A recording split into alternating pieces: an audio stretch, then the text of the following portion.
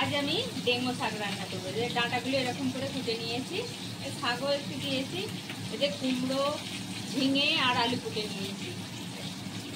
এবার মাছের মুড়োটাকে আমি ছোটো ছোটো করে ভেঙে নিয়ে ভেজে নিচ্ছি, তারপর ভাজি আপনাদের দেখাচ্ছি।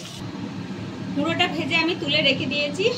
মুড়ো ভাজার তেলেই একটু 5 ফোড়ন আর একটা লঙ্কা ফোড়ন দিয়ে নিচ্ছি।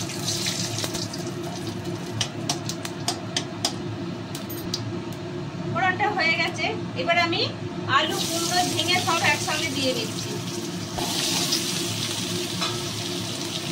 এটাকে আমি ভালো করে ভেজে নেব। আলুটা, কুমড়োটা প্রায় ভাজা হয়ে গেছে, এবার আমি শাকটা দিয়ে দিচ্ছি। তো শাকটাও সব কিছু একসঙ্গে ভেজে নেব, তাহলে হালসানি গন্ধটা বেরোবে না। এটা আমি নেড়ে নেড়ে ভালো করে একটু ভেজে নেব, তারপর মশলা দেবো। এটা ভাজা হয়ে গেছে, এবার আমি 1 চামচ এটা জিরে গুঁড়ো দিচ্ছি, পরিমাণ মতো হলুদ আর 1 চামচ লাল লঙ্কার গুঁড়ো দিচ্ছি, পরিমাণ মতো নুনটাও দিয়ে নিচ্ছি। একসঙ্গে কষে নেব, কিছু মশলা দেবো না।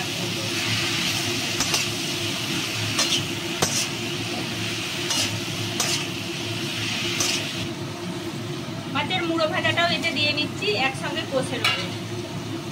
মুড়ো, ফটকা সব কিছু আছে, তেল।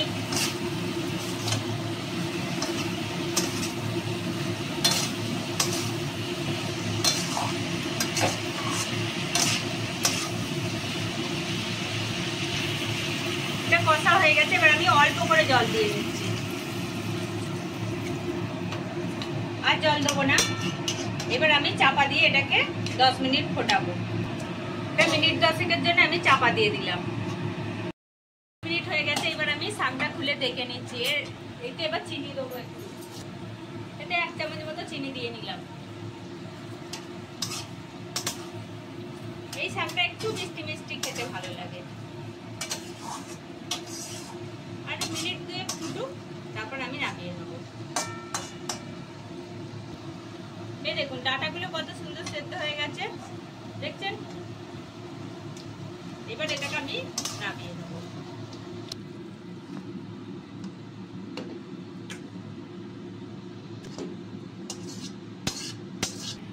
যদি এরকম মাছের মাথা দিয়ে ডেঙ্গু শাক চচ্চড়ি দেখতে ভালো লাগে, তাহলে একটা লাইক করবেন, শেয়ার করবেন, কমেন্ট করবেন, আর আমার নতুন বন্ধুরা সবাই মিলে সাবস্ক্রাইব করবেন।